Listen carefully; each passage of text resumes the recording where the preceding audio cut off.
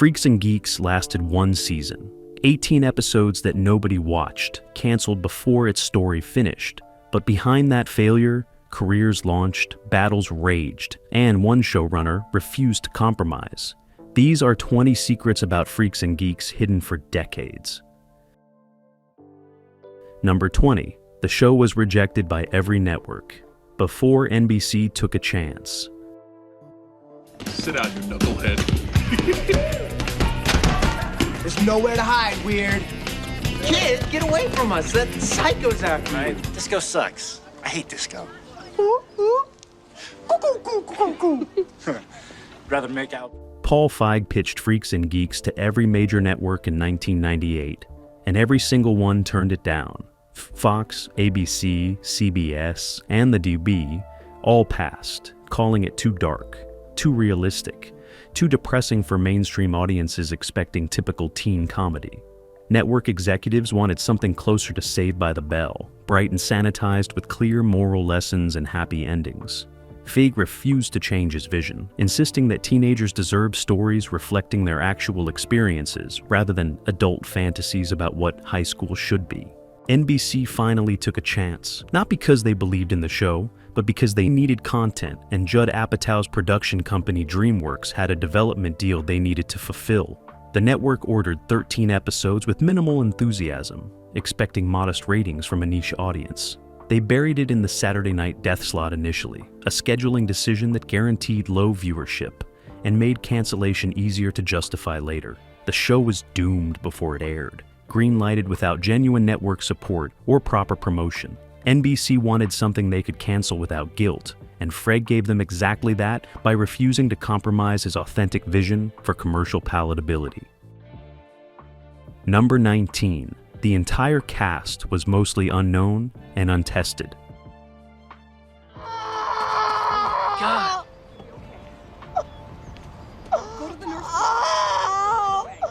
And I'm the mean one? My freshman tormentor. The idea was, if you fight your bully... When casting began, Paul Feig and Judd Apatow made a controversial decision to cast almost entirely unknown actors rather than established teen stars. Linda Cardellini had done minor television work but wasn't recognizable. James Franco was a complete unknown doing soap operas. Seth Rogen had never acted professionally in America. Jason Segel was fresh out of high school. The network hated this approach, wanting at least one recognizable face to anchor promotional materials and attract viewers. But Feig insisted that famous actors would destroy the show's authenticity, that audiences needed to see these characters as real people rather than celebrities playing dress-up. The casting process was exhaustive, with hundreds of actors reading for each role. Feig was looking for something specific, not polish or training, but genuine awkwardness and relatability. He wanted actors who remembered what it felt like to be powerless and confused, who could access real teenage vulnerability rather than performing it. The gamble paid off creatively, with performances that felt documentary real rather than acted. But it guaranteed the show would struggle commercially, since nobody tuned in to see actors they'd never heard of playing characters in situations that made them uncomfortable. Number 18. Judd Apatow fought the network, constantly over creative control. You want to make out or something? All guys want to make out, but I just want to hold you. The main thing is, do you like it? So as a comedy fan or just someone who wants to make things that are great, that's the main bar. Like, do I like it? Judd Apatow, serving as executive producer, went to war with NBC almost immediately. The network wanted lighter storylines, more romantic plots, and clearer resolutions to conflicts. Apatow refused every suggestion, believing that network interference had destroyed countless shows by sanding off their distinctive edges. He screened episodes for network executives who complained that nothing was funny enough, that characters were too mean to each other, that teenagers watching wouldn't relate to such losers. Apatow argued back that the network fundamentally misunderstood their own audience, that teenagers were desperate for honest representation rather than another sanitized fantasy. The battles became legendary within the industry, with Apatow burning bridges and making enemies to protect the show's vision. He fought over music rights, demanding expensive needle drops of period-accurate songs rather than cheap sound-alike covers. He fought over storylines, refusing to give Lindsay a boyfriend or make the Geeks suddenly cool. He fought over tone, pushing darkness and ambiguity when the network begged for lightness and clarity. The constant warfare exhausted everyone, and guaranteed NBC would cancel at the first opportunity. But it also ensured that every episode reflected the creator's vision completely, uncompromised by corporate notes designed to maximize appeal and minimize offense. Number 17. The show's budget was laughably small. For its ambitions, Are you okay? Is it just me or does the whole world suck? Leave alone. Did it work? He broke my tailbone, but the results were effective. He got expelled. It's a good plan. It's a terrible plan. Freaks and Geeks operated on a minuscule budget that made its period accuracy nearly impossible to achieve. The show was set in 1980, requiring specific costumes, props, cars, and locations that looked authentically late 70s Detroit suburban. But NBC allocated barely enough money for a standard contemporary teen show, forcing producers to get creative and cut corners everywhere possible. The production designer scoured thrift stores for period clothing, spending personal money when the costume budget ran dry. The prop master begged parents to loan vintage items from their basements and garages. Location scouts found the few remaining areas of Los Angeles that could pass for early 80s Michigan without expensive set dressing. Music licensing consumed a disproportionate chunk of budget, with Apatow prioritizing authentic period songs over almost everything else.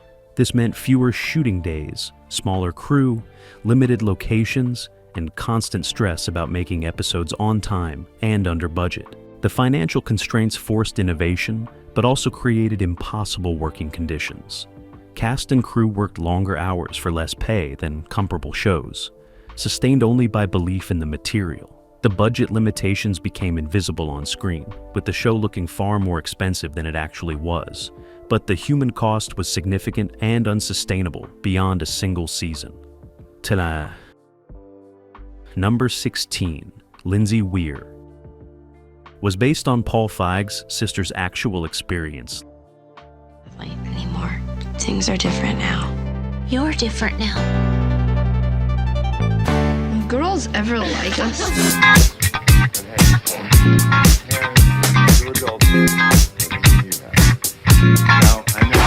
Lindsay Weir wasn't fictional. She was Paul Feig's sister, barely disguised.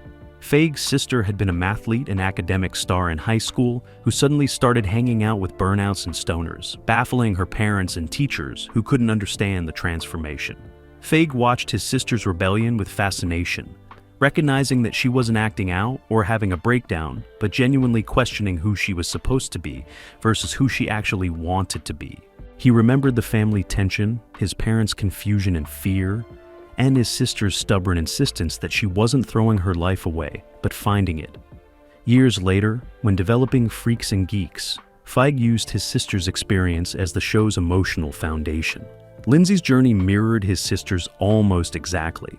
From the dead grandmother catalyst to the specific social dynamics to the painful family conversations about wasted potential. Feig even borrowed specific dialogue from arguments he'd witnessed, translating real pain into scripted scenes. His sister approved, understanding that her story represented thousands of smart kids who didn't fit the predetermined path laid out for them. Linda Cardellini brought additional depth to the character, but the core remained Feig's sister, a real person who'd survived the confusion of not knowing who you're supposed to be when everyone around you seems absolutely certain. Number 15. The Freaks were required to actually smoke herbal cigarettes. On set. What do they have that we don't? Good bodies. So he can throw her over his shoulder. Big deal. Oh man, you want to hear something way messed up? You know that Molly Hatchet shirt I was wearing the other day? You know, the one with the executioner guy holding that blood? The actors playing the Freaks smoked constantly on screen, and those weren't fake cigarettes. They were herbal cigarettes. Tobacco-free, but still requiring actual smoking and inhalation. James Franco, Jason Segel, Seth Rogen, and Busy Phillips all had to smoke for real during takes, and the experience was miserable. Herbal cigarettes taste terrible, burn hot, and still irritate lungs and throats despite containing no tobacco. The actors hated it, but Feig insisted it was necessary for authenticity, that pretending to smoke looked fake and would destroy the character's credibility. Between takes, the cast would complain about sore throats and headaches, but they understood the reasoning.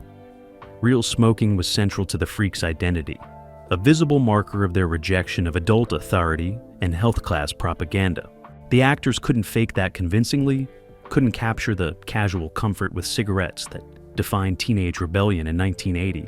So they suffered through it, smoking pack after pack of horrible herbal substitutes while filming scenes in the parking lot or behind the school. The commitment showed on screen, with smoking that looked genuinely natural rather than performed. But it took a physical toll, particularly on Seth Rogen, who smoked the most as the character most defined by his stoner identity. Years later, the actors joked about their herbal cigarette trauma, but at the time, it was just another uncomfortable requirement of creating something real. Number 14. Martin Starr. Wasn't supposed to be a main character.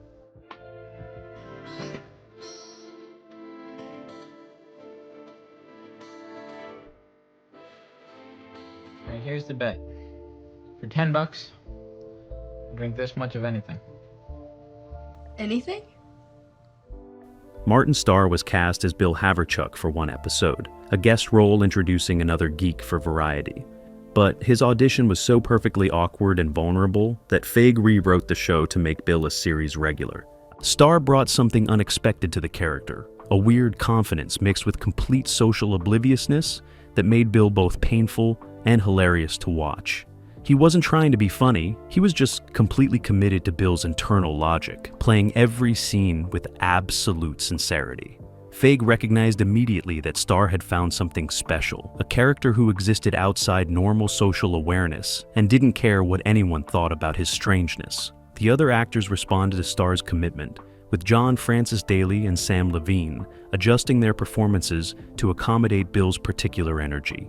The show's best moments often centered on Bill, his solo dinner scene becoming the series' most memorable sequence despite containing no dialogue and advancing no plot. That scene existed only because Starr was good enough to carry it, to make watching a lonely kid eat dinner in front of a television somehow heartbreaking and beautiful. His elevation to regular status changed the show's dynamic, creating a trio of geeks with distinct personalities rather than interchangeable nerds. It was an accident that became essential, proof that sometimes the best creative decisions happen because someone pays attention when magic appears unexpectedly. Number 13. The show filmed. Ivorishik Paspami. At Paul Feig's actual high school. You're such a jerk, man. What? Eli likes you. Congratulations. You better not. Listen, just ask around, okay? Don't even think about it. Get out of the way. Freaks and Geeks filmed at Chippewa Valley High School in Michigan, the actual school Paul Feig attended. Feig insisted on returning to his real high school, believing that shooting in authentic locations would provide psychological accuracy the show needed. The production company initially resisted, arguing that filming in Michigan was exponentially more expensive than using Los Angeles locations dressed to look like Michigan. But Feig wouldn't compromise, threatening to walk away if they didn't at least try. Eventually, they agreed to shoot exteriors and some interiors at Chippewa Valley, with the rest filmed at a closed Los Angeles school that matched architecturally. For Feig, walking those actual halls where his teenage trauma occurred was both painful and necessary. He could point to specific locations where real events happened that inspired scripted scenes. The gymnasium where he'd suffered through dances, the parking lot where he'd watched cooler kids drive away, the classrooms where he'd felt invisible and desperate. That geographical accuracy translated into emotional accuracy, with the setting feeling lived in rather than constructed. The school administration cooperated fully, proud that their building would be immortalized on television.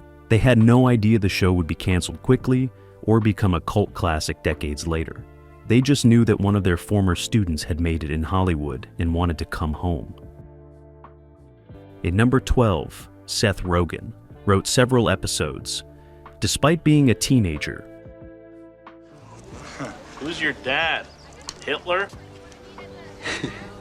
I just thought maybe, you guys were gonna go. I would go, but I have a prior engagement. My cousin just sent me a bunch of mushrooms, and I'm gonna eat them. Seth Rogen wasn't just acting on Freaks and Geeks. He was writing episodes while still a teenager himself. Judd Apatow recognized Rogen's comedic voice immediately, hearing in his improvisation and line readings a perspective that matched the show's sensibility perfectly. Apatow invited Rogen into the writer's room, an almost unprecedented move for a teenage actor with no writing experience. Rogen contributed jokes, rewrote dialogue, and eventually wrote full episodes with guidance from experienced writers. His youth was an asset rather than a liability, providing immediate authenticity to teenage dialogue that adult writers sometimes struggled to capture. Rogen understood instinctively how teenagers actually talked, the specific rhythms and references and cruelty of adolescent conversation. He also brought fearlessness, willing to push boundaries and suggest jokes that adult writers might self-censor. The writing experience transformed Rogen's career, teaching him structure and discipline that would serve him for decades. He learned from Apatow and Feig how to translate funny ideas into functional scripts, how to balance character and plot, how to write scenes that serve story, rather than just showcasing jokes. That education happened because Apatow believed in nurturing talent regardless of age or experience, creating opportunities for people who demonstrated ability. Rogen's involvement in the writer's room became a blueprint for Apatow's later practice of elevating comedians into writer-director-producers, trusting potential over credentials. Number 11. The show's cancellation was announced before the final episodes. There's nothing wrong with me. I just don't want to do decathlon this year. Well, aren't you at least going to help us sell refreshments at the homecoming dance? Okay, the dance is tomorrow. She's a cheerleader. You've seen Star Wars 27 times. Aired NBC canceled Freaks and Geeks in March 2000, with 5 episodes still unaired. The network didn't even have the decency to let the show finish its run before announcing its death. Cast and crew learned about cancellation from entertainment news rather than official notification. A humiliating end to a year of extraordinary work. The remaining episodes aired months later during summer, burned off with minimal promotion in time slots guaranteeing nobody would watch. The premature cancellation announcement devastated everyone involved, confirming that the network had never really believed in the show and was simply waiting for an excuse to kill it. Ratings were modest, but not disastrous. Certainly no worse than other NBC shows that received more patience and support. But Freaks and Geeks had been marked for death from the beginning. Too weird and uncomfortable for network executives who wanted easily marketable content. The cancellation felt personal, a rejection not just of the show, but of the idea that television could be honest about teenage life. Paul Feig took it particularly hard, seeing the cancellation as proof that networks didn't want quality. They wanted familiarity. The cast scattered to other projects, most expecting their careers to stall after being associated with a high-profile failure. None of them knew that this canceled show would become more culturally significant than most series that ran for years. Number 10. James Franco refused to play Daniel Desario. As written. Hey, Daniel. Hey, Lindsay. What's up? Where you been? I've been around. George Bush is coming to speak to the school. A porn star? The Vice President of the United States of America. James Franco almost quit Freaks and Geeks during the first week of production because he hated how Daniel Desario was written. The scripts portrayed Daniel as a stereotypical dumb burnout, all surface-level rebellion with no interior life or complexity. Franco argued that Daniel needed vulnerability and intelligence hidden beneath the slacker exterior, that playing him as simply cool and indifferent would make the character boring and one-dimensional. Paul Feig initially resisted, worried that making Daniel too sympathetic would undermine the show's realism about how these social dynamics actually worked. But Franco persisted, improvising moments of unexpected depth and rewriting his own dialogue to reveal Daniel's insecurity and fear of failure, masked by affected indifference. The gamble worked brilliantly, transforming Daniel from a type into a fully realized person. Franco showed Daniel's panic about his future, his awareness that he was running out of time to figure out his life, his genuine affection for his misfit friends mixed with shame about being their leader. The performance made Daniel heartbreaking rather than just cool, someone viewers rooted for despite his terrible decisions. Franco's instincts were vindicated when Daniel became the show's breakout character, the one viewers remembered and quoted most. His refusal to play the character as written saved Daniel from cliché and demonstrated Franco's understanding of character complexity at only 20 years old. Number 9, Linda Cardellini was actually 24, playing a 16-year-old. On the pot. How could you tell? I know what high people look like. I went to a Seals and Cross concert last summer.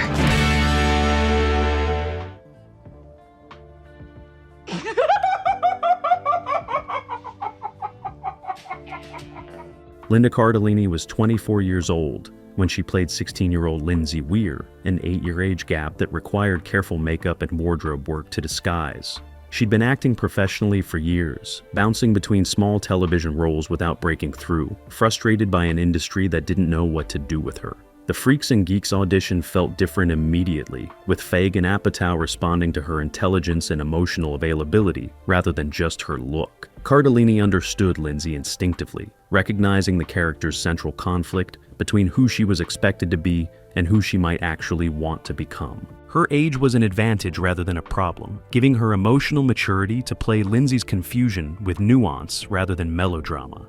She could access teenage vulnerability while bringing adult perspective to Lindsay's existential questions, creating a performance that felt genuinely wise beyond the character's years. The network never knew her real age, and Cardellini didn't volunteer the information, understanding that honesty might cost her the role.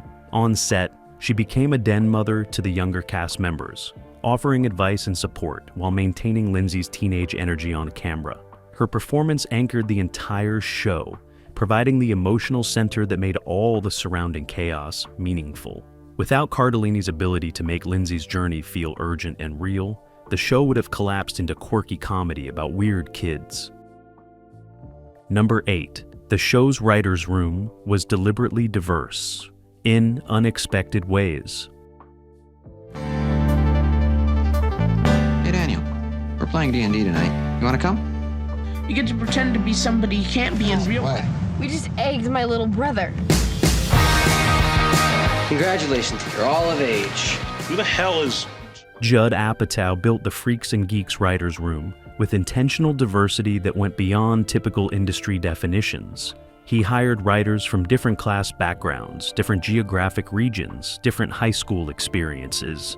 He wanted people who'd been geeks, freaks, athletes, popular kids, outcasts, and everything in between. The goal was authenticity through collective memory, ensuring that every storyline reflected someone's actual lived experience rather than Hollywood assumptions about how teenagers behaved. The room included women and men, young writers like Seth Rogen and Gabe Sachs, barely out of their teens, and veterans like Feig, who brought perspective and discipline. They shared stories obsessively, mining their own adolescent trauma for material. Every humiliation, every crushing disappointment, every moment of unexpected joy became potential storylines. The collaborative process was painful sometimes, requiring writers to revisit experiences they'd spent years trying to forget. But it produced scripts that rang absolutely true, with specific details that couldn't be invented, only remembered. The diversity of experience meant that characters never became one-dimensional, that the show could present multiple valid perspectives on the same situation without declaring winners or losers. This approach to building a writer's room became a template for Apatow's later projects. His belief that authentic storytelling required authentic voices rather than skilled professionals approximating experiences they'd never had. Number 7. The show predicted every cast member's future success, except one. Let's be friends. Hey. There, now we're friends. See you at the mall. You're dead, Weird. Alan? What? Freaks and Geeks became famous for launching an absurd number of successful careers.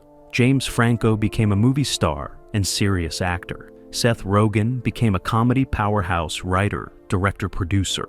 Jason Segel wrote and starred in major films. Linda Cardellini became a critically acclaimed dramatic actress. Busy Phillips became a television fixture. Martin Starr became a respected character actor. The show's casting director developed an almost supernatural reputation for identifying future stars before anyone else noticed them. But there was one cast member whose career didn't explode, and that failure haunted everyone involved. John Francis Daly, who played Sam Weir, had the most traditional career trajectory, working steadily in television and eventually transitioning to writing and directing. He found success, but not the meteoric rise of his castmates. The discrepancy wasn't about talent. Daly was as good as anyone on the show, but about timing, opportunity, and the specific roles the industry offered young actors post-cancellation. Daly's geek character didn't translate into obvious next steps the way Franco's Rebel or Rogan's Stoner did. The industry didn't know what to do with him, offering more of the same rather than opportunities to stretch. Daly carved out a respectable career on his own terms, but the gap between his trajectory and his castmates became an uncomfortable reminder that talent and hard work don't guarantee equivalent success. Number 6. Paul Feig, Beistest. Every geek humiliation on his own life.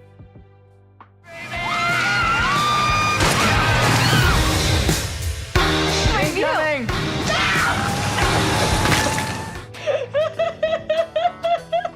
She's as high as a kite. My daughter is not high.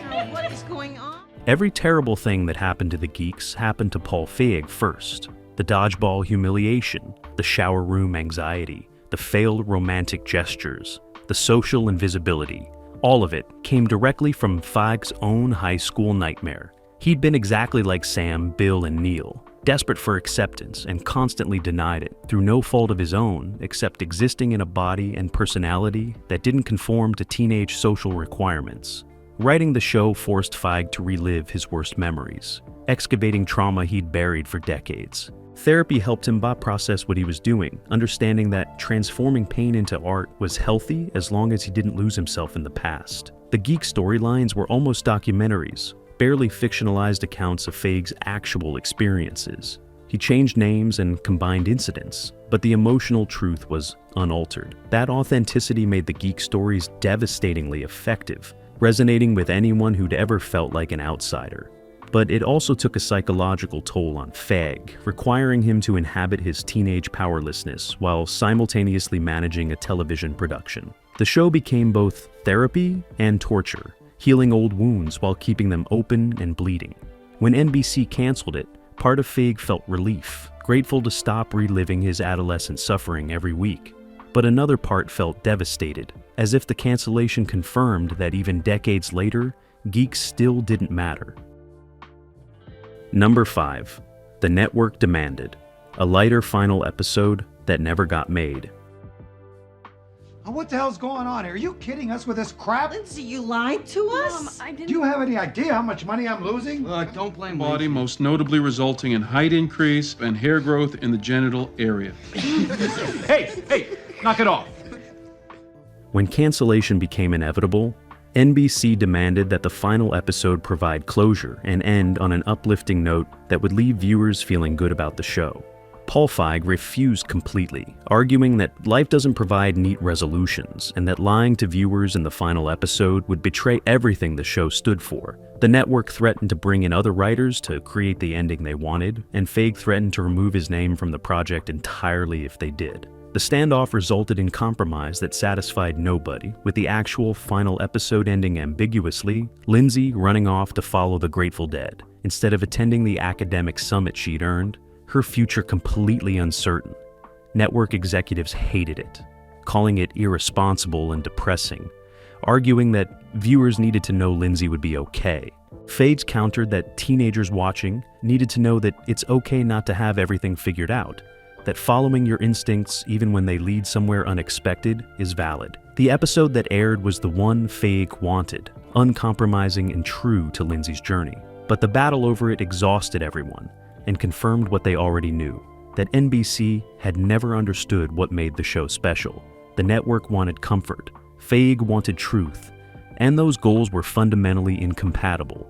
The show ended honestly without reassurance, exactly as Feig intended, even if it meant burning his final bridge with the network. Number 4. Jason Segel wrote and performed all of Nick's original songs. My infamous quadruple kick drum system. 6 more pieces, I got a bigger kit than Neil Peart from Rush. Yeah.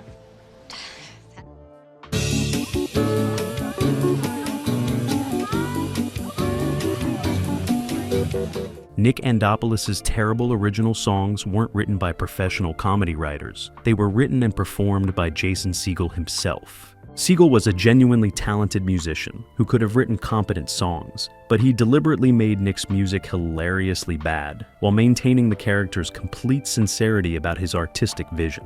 The songs had to walk an impossible line. Funny enough for viewers to laugh at Nick's delusion, but sincere enough that Nick's genuine passion came through. Segel nailed it perfectly, creating songs that were objectively terrible, but emotionally real, making Nick simultaneously ridiculous and heartbreaking. The drum solo episode became iconic, specifically because Segel committed so completely to Nick's misguided confidence, playing an 8-minute drum solo that was both excruciating and touching. Segel understood that Nick wasn't a joke. He was a dreamer whose dreams vastly exceeded his abilities, something deeply human rather than simply comic. The musical performances became some of the show's most memorable moments, with Lady becoming a cult favorite, despite being genuinely awful as a song. Segel's willingness to look foolish while maintaining Nick's dignity elevated what could have been a one-note character into someone complex and sympathetic.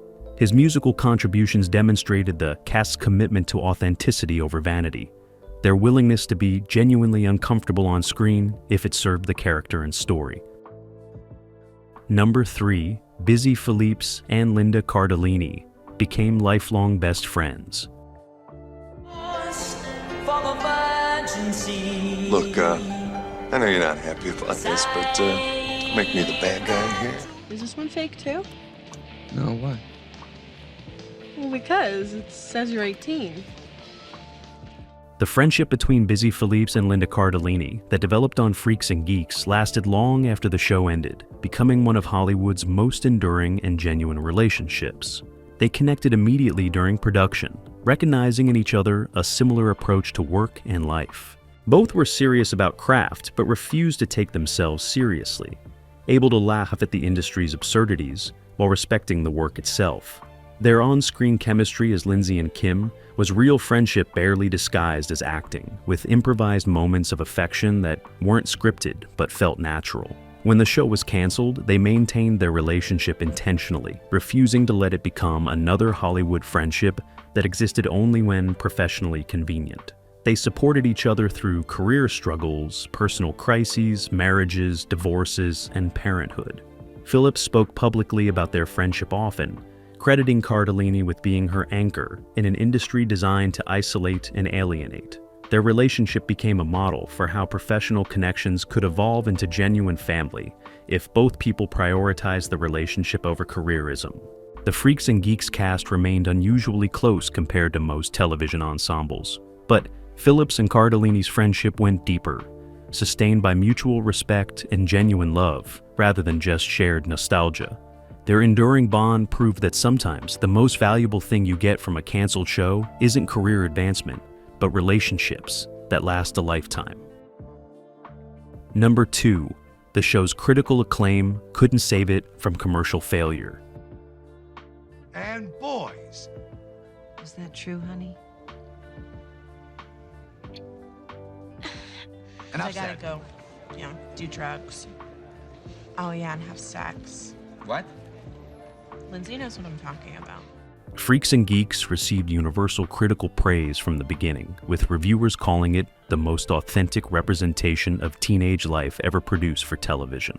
Critics understood immediately what the show was attempting and achieving, recognizing its refusal to compromise or pander as revolutionary in a medium built on focus group-tested mediocrity. But critical acclaim meant nothing to NBC, which measured success exclusively through Nielsen ratings and advertiser interest. The show never found a substantial audience, with worship openings consistently disappointing despite critical enthusiasm. Part of the problem was scheduling. With the show moved repeatedly and given minimal promotion, Part was timing. Premiering in an era before streaming allowed shows to find audiences gradually. But mostly it was the show itself. Too honest and uncomfortable for mass audiences wanting escapism from their own adolescent trauma rather than confrontation with it. The gap between critical reception and commercial performance became a defining example of how artistic success and business success often diverge completely. Critics could praise genius all they wanted, but if advertisers wouldn't pay for commercial time because nobody was watching, the show couldn't survive. The cancellation, despite critical acclaim, demonstrated television's fundamental nature as a commercial medium where art matters only if it generates revenue. That reality devastated everyone involved, but also validated their work, proving they'd created something genuinely challenging rather than easily digestible. Number 1. The show's cult status happened. Because of DVD sales and word of mouth, Says that you should be happy with what the good Lord gave you. Yeah, well, the good Lord gave you a lot, Gordon. Bill! My whole family's big boned. You know what, Daniel? It doesn't make me feel any better, because now I'm grounded, so I can't go to any of your stupid parties ever. Why don't you just sneak out? Freaks and Geeks died on network television, but it was resurrected through DVD sales and obsessive word-of-mouth recommendations. When Shout Factory released the complete series on DVD in 2004, 4 years after cancellation, something unexpected happened. People who'd missed the show originally discovered it, watched it, and evangelized about it to everyone they knew. The DVD became a phenomenon, selling hundreds of thousands of copies through grassroots enthusiasm rather than marketing campaigns. Fans created websites, wrote essays, hosted viewing parties, and converted skeptics one person at a time. The show's honesty and authenticity resonated even more powerfully in retrospect, with viewers recognizing its influence on everything that came after.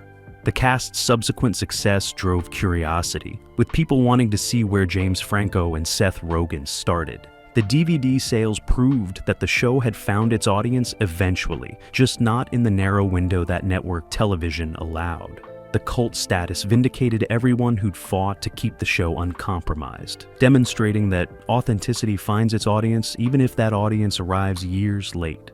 Freaks and Geeks became more culturally significant as a canceled cult classic than it ever could have been as a long-running network sitcom. Its 18 episodes achieving immortality, while dozens of successful contemporaries faded into obscurity. The show's legacy proved that sometimes failure is just delayed success waiting for the right medium and the right moment. Freaks and Geeks looked like failure, 18 episodes and cancellation. But those 18 episodes launched careers, changed television, and told truths that still resonate decades later. If these secrets changed how you see the show, share this story, because some failures matter more than most successes.